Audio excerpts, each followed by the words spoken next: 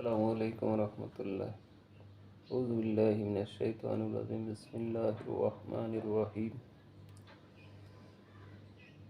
ফামা কানা জাওয়াবা কওমিহি ইল্লা আন ক্বালু আখরিজু আলা লূতিম মিন কারয়াতিকুম ইন্নাহুম উনাসুম ইয়াতাতাহহারুন। সমকামে লিপ্ত তার জাতির লোকজন অন্যদেরকে শুধু এতটুকুই বলল, লূত পরিবারকে তোমাদের এ দেশ থেকে বহিষ্কার করে দাও, কেননা তারা এমন এক লোক যারা পবিত্র মানুষ সাজতে চায়। আপনারা এখানে দেখতে পাচ্ছেন যে লূত আলাইহিস সালামের কওমের কথা বলা হয়েছে পবিত্র কোরআনে। লূতের কওম যে সমকামে লিপ্ত ছিল, অত্যন্ত ঘৃণিত একটি কাজ।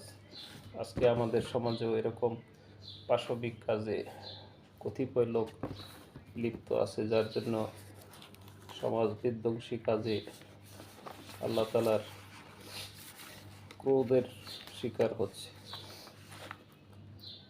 এই সমস্যা আজকে না, বহু পুরাতন। ইমাম বুখারী ও ইমাম মুসলিম তাদের সহিহ গ্রন্থে আল্লাহ রাসূল সাল্লাল্লাহু আলাইহি ওয়াসাল্লাম ফরমাইয়াছেন, অভিভাবকহীন কোনো নারীর সাথে কোনো নিভৃতে সাক্ষাৎ করো না। ইমাম আহমদ বলেছেন, আল্লাহ রাসূল বলেন, তোমাদের কেউ শয়তানের সঙ্গ না নিয়ে নিভৃতে কোনো নারীর সাথে সাক্ষাৎ করতে পারে না। বাস্তব জীবনে দেখা গেছে, গায়ের মহরম কোনো নারীর সাথে মেলামেশার সুযোগ, যৌন হেনস্থার সম্ভাবনা প্রায় সকল ক্ষেত্রে প্রকট।